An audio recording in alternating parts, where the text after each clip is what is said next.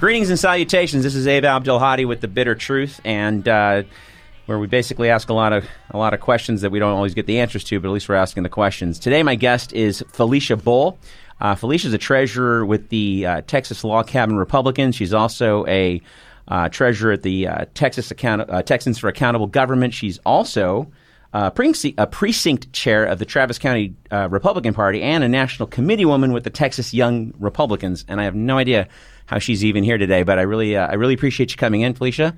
And I want to just jump into a couple things. And why don't you tell us a little bit about how you got into politics and how you got into, just everything, because you're busy. Yeah, I'm busy. Thanks for having me and helping me navigate this southern tip of Austin.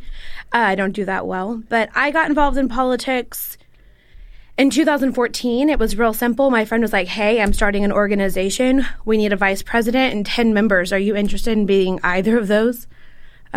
Sure, yeah. And the rest is kind of history. Okay. Dove in, got involved, and saw a need because millennials aren't voting, even though we're the second largest voting bloc in the country. And my goal is to get out there, have conversations, and get people my age involved. Typically don't care who they're voting for, as long as they're voting, and at least having conversations and asking those important questions. Let me ask you, as a side note, do you really believe that? Because you guys are Republicans. Do you really believe that you don't care how they vote as long as they vote, or you just want to vote for you guys? Obviously, I'd prefer that they vote with my guys because that's who I'm working for. But essentially, I think that individuals should vote for the person who will best represent them. And who will best represent me may not be the best person to represent them. So talk to me a little bit, and so our listeners know, what is a log cabin Republican? A log cabin Republican is a national Republican group who focuses on being, what's a phrase I don't want to use when I don't want to use the word safe space. An organization that focuses on LGBTQ plus Republicans. Okay. And is that a big group? It's huge. Okay. And so why would an LGBTQ person be involved with the Republican Party at all since Jerry Falwell hijacked the party in 1976? I ask my friends that question. It's a question that we get a lot whenever we are doing events as the Log Cabin Republicans. Sure. And essentially what it boils down to is there are more things more important right now than those social battles. Well, but the Republicans don't seem to think that. The Republicans fight those social battles. Unfortunately, they do. Daily. So how do you reconcile being a millennial, being a Republican, being pro-LGBTQ? Obviously, you're pro their rights. It sounds like you may be in the same camp as being pro-women productive rights, right? Yes. Okay. So how do you reconcile that with a party? It's almost like being gay and Catholic. Like, go be a Buddhist because they don't care. Right. So, as you know, we just finished the Republican Party of Texas convention in San Antonio. Yep.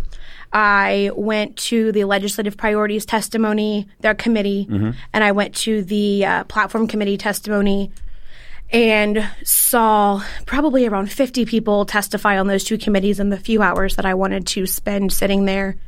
And no one, while I was sitting there, said, we hate gay people. Not a one of them. Right. And so I think what you have is in the Republican Party and the Democrat Party, for the most part, you have this echo chamber. And whenever we are working on our plank, which has 347 planks this year, I believe, plus or minus, don't quote me on that, maybe 3 of them have to do with LGBT rights.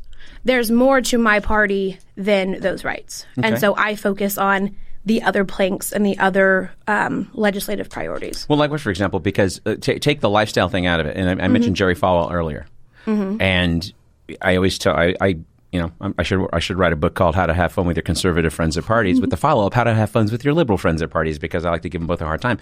But up until Nixon, for example, and even Ford, because it was the same kind of deal, no one in the Republican Party, no one really did talk about lifestyle stuff. I mean, it wasn't the language of the day. It wasn't part of the vernacular. I mean, you barely had Stonewall happen in 1969. Nixon was not against or for gay people. He just didn't say anything about it. No one talked about it. And then all of a sudden, 1976, Jerry Falwell comes in with the moral majority and taking Christians out of the closet and taking back the country and blah, blah, blah, and essentially took back the Republican Party. And so it became about a bunch of lifestyle stuff. So obviously, there's other planks, but what other planks for the people are the Republicans for? Because right now I see a big tax cut, $1 trillion that we're paying for. They're made permanent for the rich. And some of my friends got money back on their paycheck, but that's almost like a cash advance on your tax return. You're going to get a smaller tax return. They're taking less withholding. So it's not like you gave the middle class, not you personally, but it's not the Republicans gave the middle class or the lower classes a real tax break. Meanwhile, those tax cuts are made permanent for the 0.001%. So what other planks for the people is the GOP for? So a little bit of clarity on the Tax Cuts and Jobs Act. That was meant to be a corporate tax cut. Okay. When companies save money, they can typically engage in more technological advances and making their company better and therefore making their products better. And they can also give that money back to their employees, which is what my employer did. After he saw that he was going to save money on those taxes, everyone in the company got a $1,000 bonus. And multiple companies did that. So I do differ with your opinion on that a little bit. Now, they marketed it as if it was going to be a significant tax cut for the middle class, and that didn't happen. It's more of like a trickle-down effect. Well, but I think the marketing on the bill was wrong. And traditionally, and not to cut you off, but traditionally those tax cuts have always gone that way. They've either stagnated wages, or in this last case, we saw a bunch of C-level executives do stock buybacks, raise the share price, thus they get bonuses, but the worker gets nothing. There's no infrastructure creation, there's no job creation, there's no benefit improvement. So what's the thinking behind trickle down? Because that has proven to not work ever since they've been trying it in the 1800s. It's never done anything to stimulate the economy. The stock market is not the economy. People are like, oh, hey, Trump did the stock market. Okay, the stock market was up and down with Obama. The stock market is worth $30 trillion. Right. How is your employer? How are we benefiting as a country? We don't have a jobs creation program. So, I mean, how does that reconcile with what you're telling me that the tax cut was designed for? Because the trickle down, I've never seen it work in 54 years on this planet. I'm not seeing it work now. So tell me what I'm missing. Unfortunately, there are some business owners out there who are not going to try and give the savings back to their employers. Employees? Yeah, employees, yes, sorry.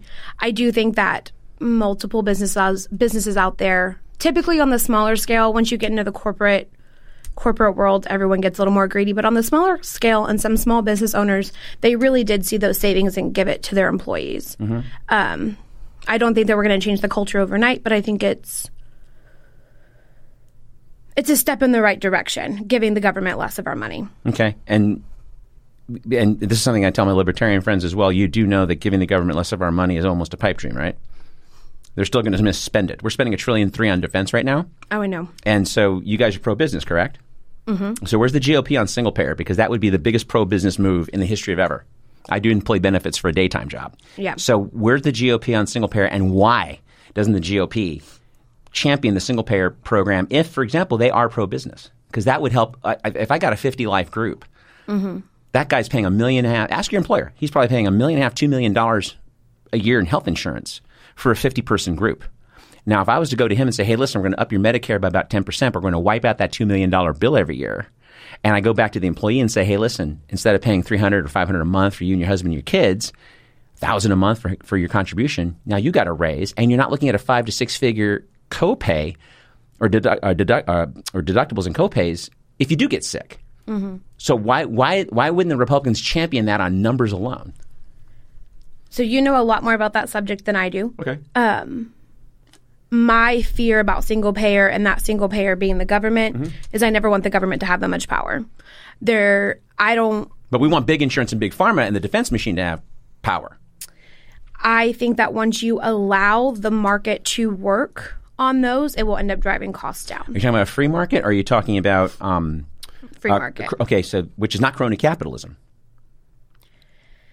I just don't think the government should be involved in that realm. Okay, and again, you know much more about the subject than I do, and you could probably change my mind on that. Well, but it's a numbers game. It's a numbers game. That's why I'm asking. Right, and I cannot. The fact that the government would be in charge of our entire healthcare system is not something that sits But they're in charge of entire foreign policy, and they are in charge of giving selective socialism to the war machine, for example. For example, we spend $1.3 trillion on defense right now. What the fuck are we defending? We're not defending anything. We're not defending our rights. We're not defending anything. We're bombing the shit out of Syria right now. We're supporting a genocide in Yemen that by the end of this year is going to triple what they did in the Holocaust. 18 million people are going to be dead. I'm not disagreeing with you there. So all I'm simply saying is, why wouldn't the GOP champion a better way to spend the money?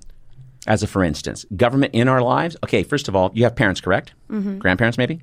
Mm-hmm. Okay. They're on Medicare, guaranteed. It's the number one insurer in this country, which isn't to be confused with the French model or the Canadian model or the British model or the VA, which is a provider model. What we have here is a paying model, and we're already paying for Medicare. Do you get a paycheck or your 1099? I get a paycheck. Okay. You look at your paycheck stub lately? Mm-hmm. It says Medicare on there. Sure does. So on top of your contribution, you're already paying $100 a month or so to Medicare. Yep. So why not pop that $20 a month, wipe out your contribution, and now you got Medicare now, not when you're 70. Government's already in there. It's not going to go away. I understand that. And I'm not a fan of having those withholdings from my paycheck. I'd rather me have the money and invest it and use it for my healthcare how I see fit. Okay. But then why wouldn't you, if you're paying taxes, get more bang for your buck? Why can't we have nice things? On a philosophy, we have 45,000 people a year dying in this country right now because of a lack of health care. Mm-hmm. So where's the GOP on that? Because the Democrats are nowhere. The Democrats got no agenda. The Democrats' worldview, to be on your side for a hot minute, the Democrats' worldview is, we don't like Trump. We hate him. Okay. What are you going to do about it? Oh, we're going to, when we get there, Beto O'Rourke is running against, Robert O'Rourke is running against Ted Cruz. Yeah. His voting record is identical to Ted Cruz. I don't know if you knew this. You look at what they vote for, it's the same shit. He votes for women's rights on reproductive stuff. That's it. He's for Planned Parenthood. That's it. Everything else, defense, pharma, insurance, everything else. He votes right down the line with Ted Cruz. So what is the Texas voter going to get if they vote for O'Rourke over Cruz? It's the same thing. So where does the big money stop being an influence for the GOP? You're trying, and this is why I'm asking these questions. And I hate sounding like I'm beating up on you a little bit, but to me, it's almost like you're voting against your own interest, being with the Republican Party. And the same thing goes for the Democrats. I am not a Democrat. So it's just FYI. Right. Yeah. I don't think either party has a foolproof plan. I will always steer away from the government having their hands in everything. Mm-hmm. That being said, I understand that everyone's on Medicare. Once you hit a certain age and everyone's paying into Medicare, I personally feel that healthcare should be set up almost kind of like the 401k, and you pay into it and you get to choose what you spend your money on. I don't think the government should have to tell you this is the kind of care you have to have. But they don't. With Medicare, they don't. My mom picks her doctor. She gets her MRIs. She gets right. I'm talking about the ACA. Well, the ACA is a piece of shit.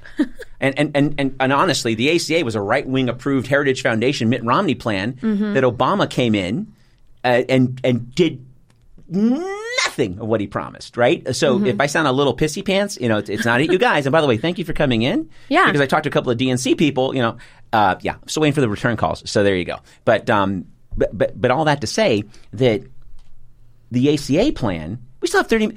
Okay, to Trump's credit, when the tax break was going to go down last year, or the first version of ACA was going to go down last year, rather, and with the Republicans, and was freaking out. 24 million people were going to get kicked off the thing. I'm like, well, you didn't really give a shit about the 30 million people that were still uninsured, and this thing was supposed to be for poor people. Yeah. And it ends up being a tax bill, which is why John Roberts, of all people, approved it. Because now, if you're a poor family with two working parents, with two part-time jobs apiece, and they've got no health care between those two part-time jobs apiece, and now if they don't have health insurance because they can't afford it, they're going to get penalized. That was one good thing that Trump came in and did. He got rid of the penalty for the February of last year. The first thing he did, even a stop clock tells the time right twice a day. So good for him. But that's the thing that amazed me, that the Republicans or Democrats were completely asleep at the wheel on that, and all of a sudden now the GOP is the bad guys for, quote, kicking people off under their new plan. But no one cried a river for the 30 million that weren't on it, and poor families that were losing their tax return. Because they're getting penalized a couple, $3,000 a year for not having health insurance. But they don't have it because they don't have any money. Yeah. And now you're taking away the money, the withholding. So, how does the Republican Party, because you were at the convention, You guys have these conversations. How do you guys reconcile, aside from trickle down, helping the economy, helping the middle class worker? Because we wiped out the middle class in this country. I wish I had an answer for that. I wish that I could tell you that this is what we talked about at convention, but healthcare didn't come up. Well, we voted on planks for it because we have a Scantron and we bubble in yes or no. But everyone just bubbles in yes on everything, and every single plank passed with like 80% approval rate, and that's BS. Like, I guarantee you that not every Republican in that convention center agrees with every single plank of the party. It's just a lot, and healthcare wasn't a priority. Don't you think it should be? It should definitely be part of the conversation. We need to figure out if we are going to go to single payer and what that looks like numbers wise, or if we are going to let the free market take the reins and move forward from there. See, but here's the challenge. And this is, yes, that's a beer. This is the challenge. What you're calling the free market is not been the free market for a long fucking time. Right. It is crony capitalism. Mm-hmm. And I don't mean capitalism in a win-win sense. That's free market. Right. You've got a service. Your company has a service. You provide said service. I pay you the money. I win, you win. Mm-hmm. That's free market. Crony capitalism is when supposedly the conservative who says they want competition, but they don't. They want this Ajit Pai bullshit at the FCC, who's an Obama appointee, and they want to gut net neutrality to charge us more for the internet, which the government invented. Mm-hmm. And so why wouldn't something like single payer be part of the GOP conversation? Why wouldn't that be a way to draw people in? I mean, not philosophically. Let me just throw this out there, and I'll shut up. Philosophically, I understand what you're saying, but it's not based in reality. And this is what I find when I talk to a lot of conservatives. You're based in what should be. The libertarians do this too. Mm-hmm. Well, we don't want to pay more taxes, but we are. Yeah. And we have enough taxes to make a third of our budget defense, war. And we're not fighting for our rights. We haven't fought for our rights since World War II. Uh-huh. That's a fact. Mm-hmm. So right now we're still 17 years on. In 3 years, I guess we get a gold watch, according to Jimmy Dore. If in Afghanistan, 20 years, you get a gold watch. But we're in Afghanistan still. Yep. Like last year, Trump dropped 30,000 bombs on Syria, which they won't cover in the media because in 2016, President Nobel, Barack Obama for you people, dropped 26,000 bombs. Mm-hmm. And in 2015, he ran out of bombs for 2 weeks. Ran out of bombs. We're out of bombs. We got to bomb some folks. We need to bomb folks. When are those bombs coming? I ordered them last week. It's like, what the hell are we talking about when we talk about what's for the people? I mean, of all those planks, was there anything to help the middle and lower classes?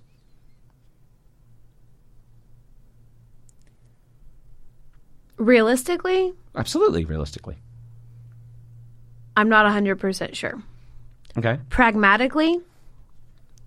Not pragmatically. Idealistically, okay. Like you're saying, I'm not necessarily rooted in reality. Or you mean the reality of the GOP? Because I think you're rooted in reality. I think you might be in denial, but I think you're rooted in reality. Unfortunately, what I saw at convention was disappointing, and it was my first RPT convention, and everyone told me that I was going to be disappointed, and I pretended. I was like, no, they're going to surprise me this year, and they didn't. I was still disappointed because it was all social issues. Like what kind of social issues? Out of that many planks, what were social issues? I mean, the conversations, the planks. Oh. The planks are very, very different. I beg your pardon. And that was really great. Okay. But there's over 300 of them. Wow. People aren't going to read it. In fact, there's a plank in there about decriminalizing marijuana and making it a $100 fine, catch and release type thing. Okay. No jail time. So that was really great. I work with some marijuana organizations, and we had a great win, but no one's really talking about that. They're just talking about, hey, RPT still says they hate gay people. What's RPT? I beg your pardon. Republican Party of Texas, RPT. Oh, RPT. Okay. Yeah. They still hate gay people. They're still pro-life. They still don't believe in women's rights. They only focus really on the negatives. And then I got caught up in that. That's really all people were talking about. And I got frustrated and went off on a few people. And then when it came time to vote on the planks, there's over 300 and we have 15 minutes. So essentially I just went through and marked what I thought no to and just didn't vote anything for yes. Okay. And I think that's a problem with the political process as a whole is we get so bogged down in the bullshit of it all that we forget why we're here and why we got involved to begin with. And we end up passing a bunch of stuff that is hard to stand on as a party, and we don't talk about the main issues. Well, let me ask you a question. So, and I'm ignorant to this plank stuff because I've never been to a Republican convention, so I don't know. I've never been to a Democrat convention. So, and you can correct me if I'm wrong. How many of these planks would you say are corporate sponsored, or they would favor an industry? There are a few that would quote unquote favor an industry, but I don't think that there's corporate sponsorship behind them. It's typically nonprofit grassroots organizations. So there are a lot of planks about school choice and education, and that was most of the people testifying were part of the Texas Homeschool Association, or they were teachers, or they actually worked in the education field. Okay. I don't see a lot of corporate sponsors being involved in the platform. Now, there's definitely some lobbyists there, but because the platform is open to everyone to testify, all 9,000 delegates who were there were open to testify. I think that kind of helps with the whole corporate sponsors not being able to get into the room. Okay. I mean, our only corporate sponsor. Our biggest corporate sponsor anyway was Budweiser, so I'm not sure what they maybe try to push at the plank. They sponsor. They're the best advertising agency on earth, and they're the worst beer. Swear to God. Oh, I agree. Absolutely. It's awful. Yeah, the best advertising agency, hands down, in the history of ever.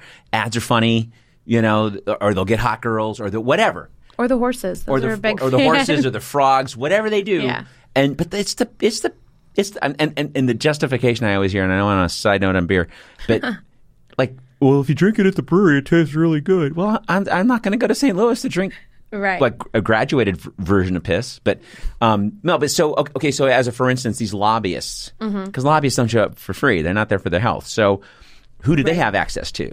To say, for example, get a plank on this voting sheet that you're talking about. The grassroots. They would reach out to these nonprofit organizations. So something, and as you mentioned earlier, I am part of the Texas Young Republican Federation. Nothing I say reflects on the organization. These are only my opinions. But we are part of a group where we will have people come and talk to us and give us information about what they're lobbying for. And so what we did work for, we were part of a coalition during the last legislative session, is getting fantasy sports not regulated, just not calling that illegal gambling in the state of Texas, and letting people be able to bet on their fantasy sports. And so that was a is that considered illegal gambling? Yeah. It's technically a Class C misdemeanor. No idea. I just thought you threw money in a pool. Yeah. At the end of the season, I never played. My brother plays it, so you get your money, right? Yeah. As long as the government doesn't find out and want to fine you. So that's something that we were working on, and so we got that in the plank, fantasy sports should not be illegal. Another one having to do with Tesla. We had some Tesla reps come out and speak to us before, and about being able to sell directly to consumers and having, not having to make everyone go and pre-order their Teslas and go through all the government regulations and such. So those, if you focus on those, we are wanting to open up the free market and get the government off our backs and stuff. But I think there is still too much conversation about the social issues. And this is my next question. So you mentioned the RPT earlier and how they're still focused on, and you said it, they hate gays kind of thing. Is this something that they say, or is this something that they just implied? It's not written anywhere, is it? Because that'd be kind of fucked up. No. Now in the platform, it does say that they, condemn those behaviors because they're a choice and they believe in marriage as one man and one woman. And okay. Now let me ask you a question. So, and this is you personally, because I pretty much know the answer. If you're a goddamn log cabin Republican, I know my answer. So, how do you feel about the separation of church and state? Because it is there. Yeah. And we seem to want to ignore it. And in any other industrialized country in the world, if somebody got up in front of everybody and said, I believe Jesus told me to run, and the Bible, whatever, yeah, if they did that in Britain or France or Canada, even goddamn Mexico, that's like 99.9999% Catholic, except for like the 2 Jehovah's Witnesses and the 3 Mormons that live there. Like, you always meet that guy. Oh, I was born in Mexico. My parents were Mormons. Oh, okay, you're one of 3. But like, even that guy won't come out and say, "Yo soy un católico." He's not going to ever say that. Right. Because they go, "Yeah, well, we're Catholic too, dickhead. We don't care. What are you going to do about the corruption? What are you going to do about the cartels?" They want to know what you're going to do. Yeah. And not, and like McCain when he ran in 2008. He never been a member of a church. Joined the Baptist Church in Phoenix, or like Mitt Romney in 12. 60-year-old guy, never was in the NRA, suddenly decides he better join the NRA. It's like, so where are you with the separation of church and state? Because just for clarity even, there's only 4 places in the 3 documents, the Bill of Rights, Declaration of Independence, and the Constitution. There's only 4 places that you mention the word creator. So there's no Moses or Jesus or Buddha or Muhammad or Allah or Ralph the Head of Lettuce. None of that's in there. Yeah. So why is it that everyone's so goddamn hung up on church being integrated with the state and insisting that we put the 10 Commandments in front of the courthouse, where we could put it in front of the church, in front of your house? Everybody sees it, nobody dies. Right. So what's up with that? Oh, I agree. I think that our First Amendment is what protects us protects our rights to separate church and state. Because the fact that our First Amendment is freedom of religion, no one has to believe what I believe. No one has to believe what you believe. No one has to believe anything. And the fact that the parties and the political system is almost trying to shove it down their throats all the time is I think is where we get the polarization, and people don't want to be involved because they think it's all religious all the time. I like to, when I'm working in politics, my governing documents are the Constitution and my party's platform. Okay. The parts I agree with. Okay, you sound like every garden variety Catholic that I know. I know, sorry. Well, I only go to church on Christmas and Easter. I do share with my wife, but I go to confession. So, that part's like... Yeah, it works out. I mean, when you have that many people voting on so many things, there's going to be planks in there that you don't agree with. But, I mean, I'm going to quote Ronald Reagan now, and you can roll your eyes. They're rolling now. Oh, by the way, and just a side note, Obama was the black Reagan. You all didn't like him because he was black, but continue. That's okay. Someone who disagrees with you, 20% of the time is not 80% your enemy. Which I probably just butchered that quote, but you know what I mean. Like, just because I don't agree with everyone 100% of the time doesn't mean that I'm not a Republican. It could just mean I'm a better Republican than you, and I talk about what really matters. Maybe I'm a worse Republican than you because you have different opinions. But the Republican Party platform is not necessarily you believe this or die type thing. Most Republicans will pick and choose what they believe in, and they will work for those causes. Well, listen, I mean, the Rand Pauls of the world notwithstanding, and there's a few that make sense because they pretty much do stay out of the lifestyle shit. Right. I mean, he's obviously pro-life or whatever, but beyond that, he gives a shit if you marry a guy or not, or a woman or not. He doesn't care. Yeah. But yet you got like 9 candidates right now in the Republican Party, and they're not running for dog catcher. They're fucking racists, like full on racists, and they're running for Congress, running for Senate. How does the party in those states and the party nationally not disavow those people? Obviously you can't tell the guy to not run, but you don't put any RNC money behind them. These guys have money, and they're getting party support. How do you reconcile that? I mean, as much as I fucking hate the Democrats, you're not going to see.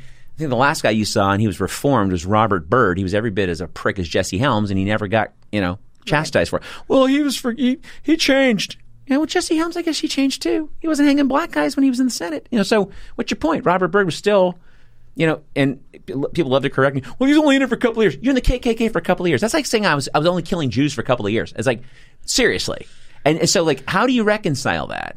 Because the thing is, when you got a party, there's an expression I like to live by generally. How someone does anything is how they do everything. And when you got a party on its face that the majority supports draconian measures for drugs, women's right to choose, single-payer health care, pro-war. I mean, that's where they're in lockstep with the Democrats, right? We're bombing the fuck out of everywhere right now, and we're surrounded by 2 oceans, if everyone missed geography. And Canada and Mexico, I think we could take them. Yeah. I don't know. I just think we could take them. Sometimes I hear the Canadians, when I'm up north, I can hear them like sharpening their ice skates. Like they're getting ready to come across the border, with with little guns or whatever, like Red Dawn. Their hockey stick. Yeah. But we always catch those guys. You never hear on the news. I'm kidding. But my point in all of that is, how do you reconcile the party, because you're not this person. No. You're not some pro-racist, pedophile woman. How do you reconcile? What about the Republican Party appeals to you that you're doing all this work? Because you're busy and you have a job and you have a business. So you're doing all this stuff. You're all over. You're in there. So what appeals to you about the Republican? Why don't you be a libertarian? I don't reconcile that. I have always openly condemned when the RNC backs those individuals, just like the guy who ran in Alabama. Roy Moore. Yes, thank you. And ran against knothead Doug Jones, who did jack shit once he got into the Senate anyway, voted against his own interests, but continue. Right, exactly. Yeah. So I will always call out the GOP on every single government level, whether it be national, state, or local, when they do something stupid. You're friends with me on Facebook. I'm sure that you can see when I go on my little rant. Yeah. I don't reconcile that. And that is one of the reasons that I focus on the party locally. I typically don't do anything statewide. I mean, other than statewide races. Okay. I work on local races and then state and House races. Okay. Because the further you go up, the less it matters. I could knock on 1,000 doors and it wouldn't matter because I don't have the money. And once you get to the national level, it's all about money. And that's just not something that I'm going to fight against because I physically will never win. Right. So I focus on state and local races. That's why all of my organizations are local. And I focus on what we can fix here in Texas. That's why I will have those conversations about school choice, property tax reform. Those are my big No, a couple weeks back, big battles. A couple weeks back, I interviewed a woman named Katya Gruna, and she, up until fairly recently, the last few years, was a big deal in the Green Party. Joined in the late '90s. She's older than you, but I'm older than she is, so there's that. But no, she was quite a big player in the Green Party for a long time, and even ran for president in 2008. Took second to Cynthia McKinney, who is a 3-term congresswoman. Right. Democrat who did get the Green Party nomination. And she talked about a lot of that. And she also talked, and one of the points that she made is kind of what you're saying. She believes more in local elections because, and this is where we kind of had a little back and forth, was because, like you said, you can knock on 1,000 doors and have more of an effect than, say, for example, the President of the United States or a senator. But then I challenged her, I challenge you, because here's the thing.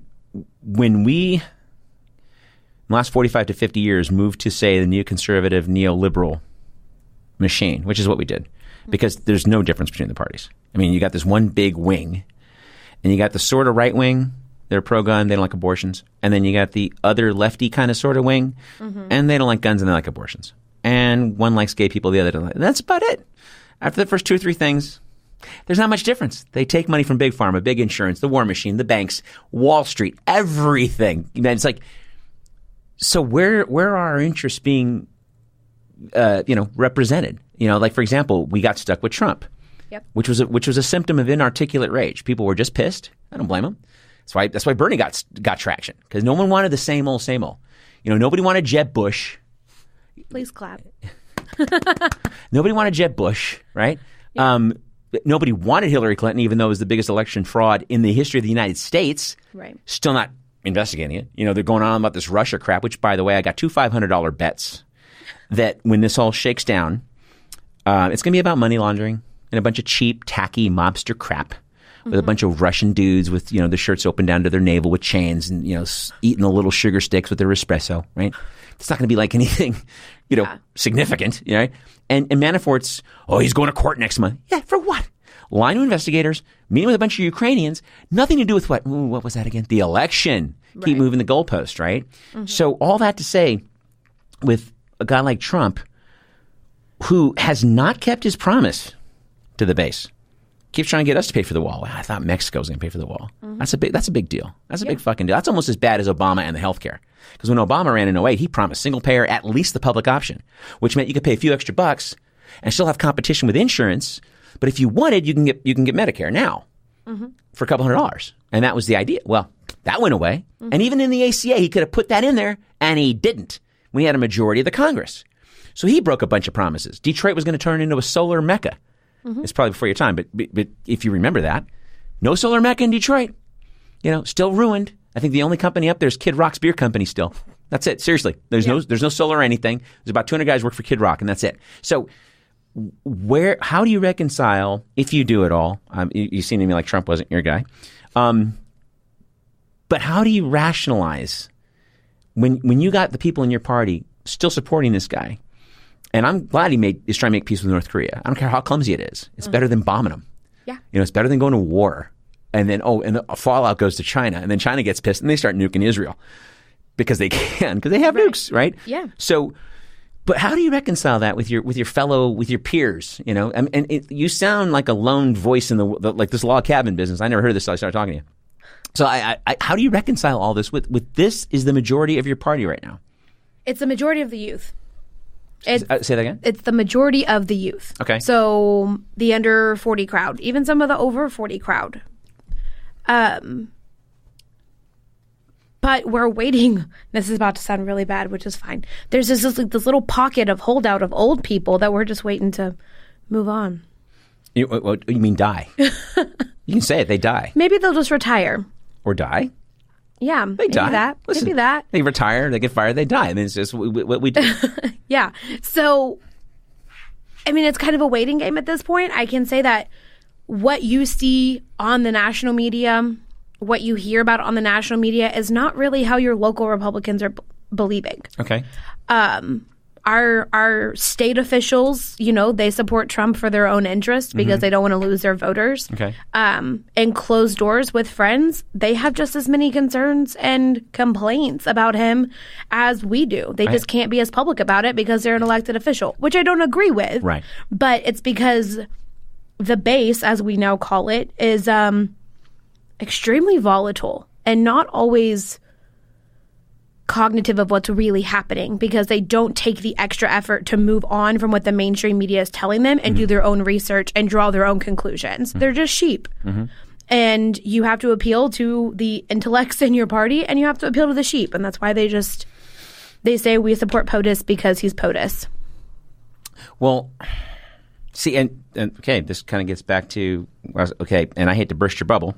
That's fine. You've been doing it all day. Yeah, or at least 45 minutes. No, because you're young. Yeah. And I used to believe like you. I used to believe that one day these guys are going to die. You know what I used to say when I was 23, 24 years old? I think you're a little older than that, but not by much. 27. I was okay. When I was like 23, 24 years old in the 80s, I was playing in bands. I was playing in a band in LA, right? And, a bunch of us used to go out, we used to get high, and, yeah, man, one day you're going to see, dude, watch. And idiot me, I believed with all my heart. And I would argue it. And the more cynical of us would argue me back. No, man, you watch, by the time we're 50, man, sexism, racism is going to be gone, dude. You'll see. You'll see, because it's going to be, because guys our age are running everything. Exhale. I said that. I fought that till I was like 30. And guys my age are running things. Rand Paul's only a couple years older than me. Most Republicans are a couple years older than me. Barack Obama is 3 years older than I am. Still got racism. Still got sexism. You've got 8-9 races right now in the GOP. These guys are mostly my age. So what makes you think that when the old people die, this party is going to get any better and less decrepit and less and more so about the people? Because this was never a pro-worker, pro-people party. But there were things in place. People forget that when Eisenhower was president, from FDR through Eisenhower, the corporate tax rate got up to 90%. And I'm an Eisenhower fan. There's some things that, I didn't like about what he did, but for the most part, there's some things that I liked. And my friends like to tease me about that. Well, he had a 90% corporate tax rate. What do you think of that? Well, it was awesome when manufacturing overseas was illegal until 1961.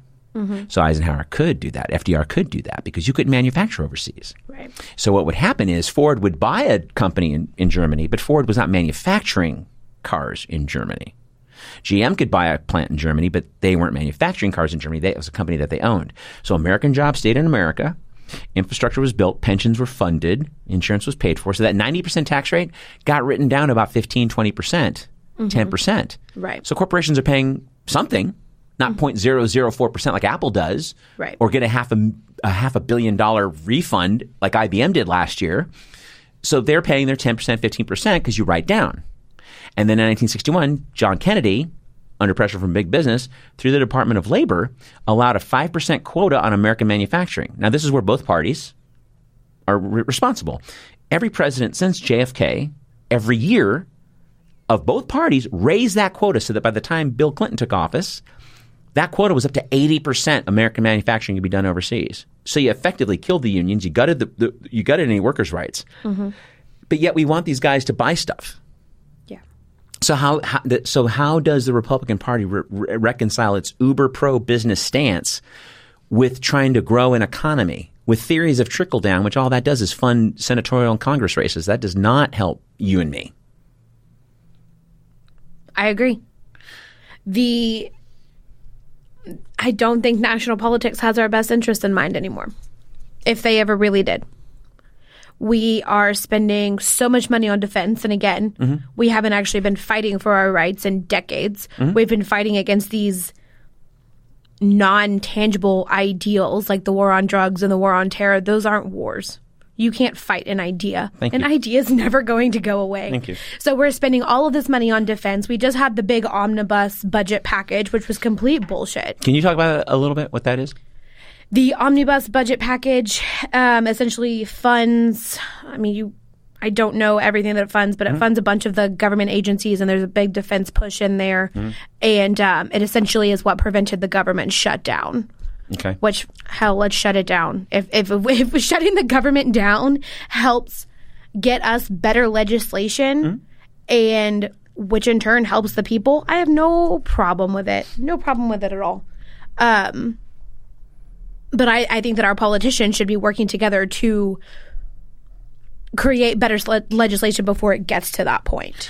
So what are you trying to get going, aside from locally, to change the party? Because you do work with a national party. This is the GOP is a national party. It is a corporation like the DNC, and I believe they should all be dismantled. We move to publicly funded elections.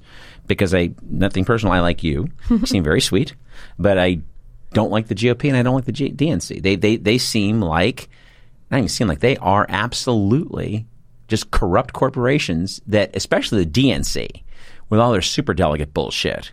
Yeah, which they didn't even cut that down. Like at least with the GOP, whatever postmortem y'all came up with in 2012, you're like, fuck that, because then Trump just upset the apple cart. But with the DNC, it's like for 34 years, 36 years now, this superdelegate thing has just been complete ramrodding of their will. I don't really understand the whole superdelegate process. Oh, it's interesting. You basically took a bunch of entitled, spoiled, rotten senior members, you give them a superdelegate position in a state. So, for example, a simple example is Minnesota voted for Bernie Sanders in the primary. Right. The popular vote was Bernie Sanders. But Al Franken, who was one of the superdelegates who decided that the will of the people wasn't intelligent. So they gave the state, they have the power to override the people, which the GOP does not do. Right. So they have the power to override the people and give the state to Hillary Clinton, which is what they did. And so when the DNC, when you hear about the superdelegates, that's exactly what it was. And you had almost 90% of the superdelegates committed to Hillary Clinton in 2015 before anybody was even running. So no matter what was going to go down, you're going to have those states flip. Or in the more sinister view, you had 14 states that were under investigation. And for example, 200,000 voters evaporated from the Brooklyn voter rolls. Brooklyn, interesting, that's where Bernie was from. Right. And those voters just went poof, bye-bye. Yeah. Voter rolls evaporated in California. I mean, just, they flipped a coin for a couple of the caucuses. It was totally shady. Yeah. But, but I kind of digress a little bit. The point I want to make is you yourself involved in all this GOP activity. You've got to believe something good about the party, which on a national level on its face, not a lot from you, not a lot there for you and me or your LGBTQ friends. Yeah. I mean, I got a lot of conservative friends and guys I went to high school with, and they give a shit about those people's rights, man. And some of them say it openly, and yet, but they're super duper Christian, right? So how do you reconcile that? Like shit with it. For example, you're smart enough. You're in Texas. You know the difference between the asylum seekers that are getting fucked at the border with the kids in the cages. Yep. You know who created the cages. Yep. You know, good old President Nobel created the cages. Mm-hmm. Maybe I love when they say, well, at least he wasn't separating the families. Yeah, you know, and Hitler didn't separate the families when he burned the Jews either, you know. At least he didn't separate them. So they got to die together. I mean, that whole concept is like, so, but how do you reconcile, say, for example, the immigration policies of the GOP, which now only people are paying attention to because they were DNC policies. Uh-huh. Hillary said the same shit. Mm-hmm. Obama said the same shit, but he was polite about it. Yeah. And everyone liked him because he was so nice and sweet and polite. What I was hoping was going to happen with this knothead was that he was going to be so ugly as to put an ugly face on the shit we've been doing for the last 40 years. Right. But instead, they just focus on what he's doing and they ignore what the last guy did and Bush did. I mean, Bush is dancing with Ellen on her fucking show 6 months ago. Mm-hmm. Like, we're rehabilitating war criminals. Yeah. Right? So how do you reconcile the party giving your views, given how you feel about things personally? How do you reconcile what is good about the GOP that makes you want to work so hard for them, even on the state level? Because the RPT is in Texas, man. Yeah. I believe in a rule by the people society. Okay. I believe that the will of the people should be done and that we should not be regulating every aspect of everyone's life. Okay. I think that parents should have the right to choose where their kids go to school. So I'm a big proponent of school choice, and I think that our curriculum needs to be taken care of. So I'm really big on education reform. And in what way? Education reform in what way? Education reform meaning that, I mean, like what I just said, school choice. You should not have to be limited to where you go to school based on where you live. Okay. You should be able to use some kind of voucher program or some kind of choice program where your parents can put you in a better school even though you may not live in the area, because essentially that creates better educated children. Well, theoretically, but let me ask you a question though, because I have a guy coming here in a couple of weeks who his specific business he deals in student mobility and helping school districts combat that so that they don't keep losing money. Because and most, I'm talking like San Antonio, you know, a lot of parts of Texas, not a lot of rich people. Right. So they're moving mostly for financial reasons. The rent went up $100. They can't afford it. So the kid's out of school 6-10 days while they're moving because they don't have movers. They got to get. Right? Yeah. So how do you reconcile a $1,500 voucher for a private school that costs $10,000? Not private schools. Okay. I'm saying, so for example, I went to a high school outside of Houston that was state of the art. Lots of oil companies around us. They gave us lots of vouchers, had lots of stuff. Every student from 8th grade to 12th grade had a laptop and a graphing calculator. Like, we're 30 miles from inner city Houston. No one had that option. Right. So if you look at my education based on someone who went to school in downtown Houston, big difference. Okay. But what if they wanted to drive the 45, 30 minutes every day to come to my school? Right. Well, they should be able to do that. Just take the property taxes that they're paying, make it a voucher, give it to the school I went so that they can cover the cost for that extra student. Okay. So you're not talking about private schools. I'm not talking about private schools. Okay. No. Okay. That's a whole different conversation. Sure. So, I mean, I guess the long way for me to say why I'm involved in the GOP, even if just on the state level, is because I think the GOP is right on more issues than they're necessarily wrong. And that if I am involved in the party and I can get those issues taken care of and those issues passed, then at least I've done something, while also trying to represent the log cabin Republicans and the anti-marijuana prohibition Republicans in a positive light, so that eventually those social issues will no longer be the sword that my party dies on. Okay, when you said that you believe the GOP is more right than they are wrong, where are they right? On the state issues, the pro Second Amendment, protecting our First Amendment rights, the school choice options that they're working for, taking care of the property tax system. Now, when you say, okay, back up a second. When you say school choice options, do you mean anything under Betsy DeVos? What do you mean? Well, for example, she's a knothead. She has no idea what the fuck she's doing. So she's taking an education department that was always a subset. I'm talking about on the state level. Okay. Not anything she does federal. I think the Department of Education on the federal level should be getting taken out. Away. Yeah. Done. Goodbye. Okay. Yeah. I think that education should be taken care of on a state level. Okay. So with the voucher program, you're talking about doing this on a state level so that, for example, a parent can take their share of their property taxes theoretically, and go to, say, a school that you went to. Right. Okay. How come, and why can't we have nice things? So how come the school in inner city Houston, I taught school in Los Angeles Unified, and I taught in South Central LA for about a year. Right. And I was substitute teaching. That's how pathetic this was. I was on a 30-day credential. They couldn't keep the jobs full. So I was working in a class 28 days at a time. They'd pull me out. 2 days later, put me back. They paid you way more money than they paid a regular teacher. And so, but I went through that district in that area in the 70s and 80s when we actually had vocational programs. We taught welding, we taught auto, and they just kept one by one, pull. Why doesn't the GOP, and the DNC doesn't do this either, but they'll at least pay it some pretty words. But why doesn't the GOP see education as an investment?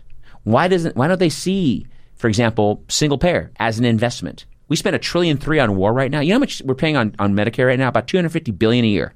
It's not even a fourth of what the defense budget is. We have 1,300 bases outside of the United States that we know of, not counting covert stuff, right? We're fucking about it in every country right now. Meanwhile, Singlepayer for this country, about $250 billion, is already $250 billion.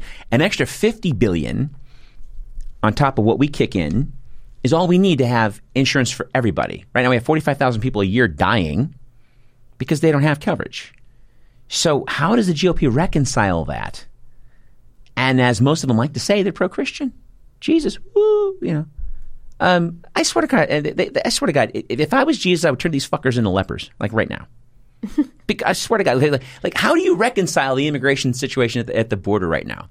You know, how do you reconcile people trying to seek asylum and lumping them in? I watch Fox News, you know. I'll watch Laura Ingraham. I don't watch the news. Fucking twat. Oh, I do. It's called doing my homework. I don't have cable. Well, okay, so I'm watching. It's amazing what you find on YouTube. But you know, there's conflating MS-13 border jumpers, you know, Guatemalan gang members, drug cartel people, with parents with kids trying to seek asylum because they're being chased down by the same guys in Nicaragua or wherever. And we're just doing this number and reconcile. And the GOP seems content to reconcile that and call it the same thing. So it's like, so what? Where is the? You see, the GOP is right. Some of the things that you mentioned are valid and they're sane, but I don't ever see on a national level that conversation being had. I agree. And that's why I'm typically not involved in the national level. The national level is a circus. They're not, I guess they're not in it for the right reasons anymore. They've forgotten their time in the grassroots and fighting for issues that they actually believed in. Like the DNC? I don't know what's wrong with the national level. So why aren't you just a libertarian then? I get asked that question a lot. I like to call myself a small L libertarian because I do see eye to eye a lot of the time. The Libertarian Party is just not ready to be taken seriously. I don't know if it's lack of funding, passion, quality candidates. I don't know. Because I have a lot of friends who are involved in the Libertarian Party here in Austin and here in state. That's how we got connected. Absolutely. But I just... Well, let me throw an argument your way, and you can chew on it for a little bit. I'm not going to convert you, okay? And I'm not anything these days. I'm definitely an independent, and I was toying with the idea of running for state assembly under the Libertarian Party, thinking it was like the California Libertarian Party, which it's not. And so, because California's a bunch of pissed off Democrats who want to smoke pot and pay less taxes. That's about it. You know, out here it's different. Yeah, a little more conservative. Yeah, but the platform of the party is still the same, right? And so, for instance, when you've got the argument I kept hearing during the last election, and I'm sure you heard it or even made the argument, you know, third party can't win and doo-dah. Well, the simple part first, Abraham Lincoln, when your party started in 1856, was a fourth-tier regional party. I think they were like in 4 states. Right. He ran in 1858 for Senate, lost that. Before that, he'd run a bunch of times as a Whig and as a know-nothing and everything else. And then when the Republicans started getting a little gas, all of a sudden he won without a plurality of the vote. So he won with 39% of the vote. The Constitutionalists had 9% of the vote. The Democrats who at that time were split over abolition. 29% of the Northern Democrats got the vote. 19% of the Southern Democrats got the vote. Lincoln won with 39% of the vote with no phone, no internet, no smartphones, no GPS, no or whatever. I mean, just no technological anything. Right. And here we're going, well, a third party can't. Yeah, all they had was a Pony Express and Morse code back then. Mm-hmm. And he still won with a lot of votes. So when people say, oh, third party, that is a corporate politic talking point. I agree. And I'll throw one thing your way, and I want you to we got about 10 minutes left here, and I want to have more of what you think about what I'm going to ask you. Because the other part of it is when people take that third party talking point nonsense and they go ahead and they say things like, a guy like Gary Johnson can't win or Jill Stein can't win. You can't win if you don't vote for him. Right. So why not fight for something and get people to change their point of view? Mm-hmm. Because so far it's not working. We had two of the most unpopular, and this is statistic, by the way. Mm-hmm. Trump and Hillary were the most unpopular human beings. And when you read the WikiLeaks emails, mm-hmm. they purposefully wanted, they were trying to get the media to focus on Ben Carson, Ted Cruz, and Donald Trump. Mm-hmm. The most reprehensible or stupid people they could find to make her look better because she didn't test well ever. Right. And her ego was so gargantuan, she thought she was Barack Obama. She thought she was her fucking husband. Mm-hmm. The most charmless human being ever. Yeah. To run for office, and she didn't campaign in the states that she thought, well, Obama took him, so we don't need to go there. Mm-hmm. Now, Obama's the Rolling Stones. And I don't mean that philosophically or presidentially, because he was a shit president. But as far as charisma, yeah, he had charisma. He could get out there. People liked him. He was funny. Mm-hmm. And people just fucking bought it. Yeah. Right? What did she sell? So when we talk about a third, so why not be a libertarian? These guys are more up your alley. They would welcome the log cabin folks. They're not going to fight you on every level. And one day, because you're young now, you're not going to be in Texas forever. I see you as being a player. Yeah. And one day you're going to be playing. One day you're going to run for Congress, and you're going to run against some pro-life fascist Nazi knothead, and in the same party in the primary.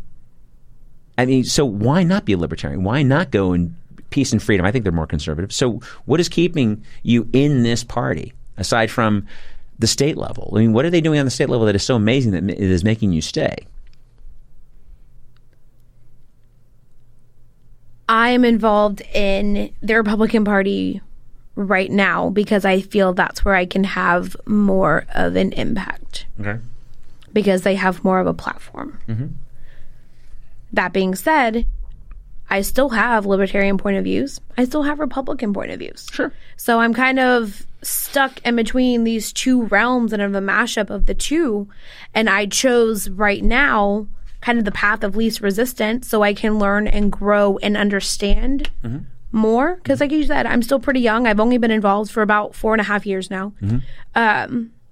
And the GOP is more prepared to teach someone. And they have more opportunities for me to learn right now. Mm-hmm. And I feel like that's what's wrong with the Libertarian Party at the time is because they don't really have anyone guiding them or teaching them or saying, hey, this is how you get a seat at the table or this is how you move forward. Because I am like neck deep in politics all the time.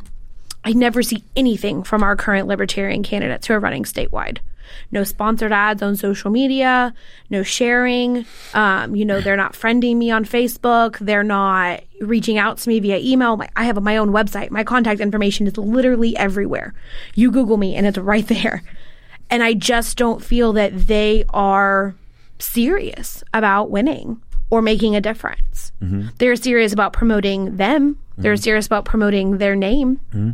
But they're not promoting liberty. They are not, at least currently, people running for office. So you don't think Kerry McKinnon, who's running against Lieutenant Dan, I love saying that. So you don't think Kerry McKinnon's campaign is seriously trying to get their name out there? I wish that I could answer that question, but I haven't seen enough of their campaign to know. Okay. And I think that's one of the biggest problems. And if you don't target your demographic and you don't try and get your name out there, they need to be at every event, shaking hands, They need to be at every event, marketing. You're going to have to reach out to people other than just in the Libertarian Party. You're going to have to branch out. You're going to have to talk to some Republicans. And I think that that's where they're failing right now. And I think that's how I am learning, is because I'm learning how to get out there and talk to different organizations. That's why I'm involved in such a plethora of organizations, because every little cohort of Republicans is different. Okay, but like as a for instance, I mean, and this is a super stretch, which just makes my point. I mean, you sound like an intellectual that's in the Nazi Party. It's just like you know what I mean? It's like, well, there's some good things about it. Hitler likes freeways. He's going to invent this Volkswagen when he gets in there. The Volkswagen's going to be awesome. The people's car, it's going to be awesome. So it's like, how do you reconcile all of this? Why can't you learn and or go make your way in the Libertarian Party? Get involved with them, as a for instance. How come you can't go and make them bigger and better in Texas? I could. That's just not the path that I've chosen right now. I understand that, but then I'm asking you why. Besides the practicality of it. Because when I first got involved in politics, I wasn't a Libertarian. I was a Republican. And then I grew up a little bit and I learned, and I was like, whoa, I don't agree with this. And at this point, I'm not done learning. I'm still trying to figure out who I am and what exactly I believe on everything. Because when you're younger, you are idealistic. And I think I'm just now transitioning from that idealistic realm to the more practical realm. Okay. All right, folks. Well, hey, listen, we're gonna wrap this up. My guest has been Felisha Bull, and I hope you got some stuff out of what we talked about today. And again, listen, if this stuff makes you uncomfortable, it's supposed to. Sleep tight.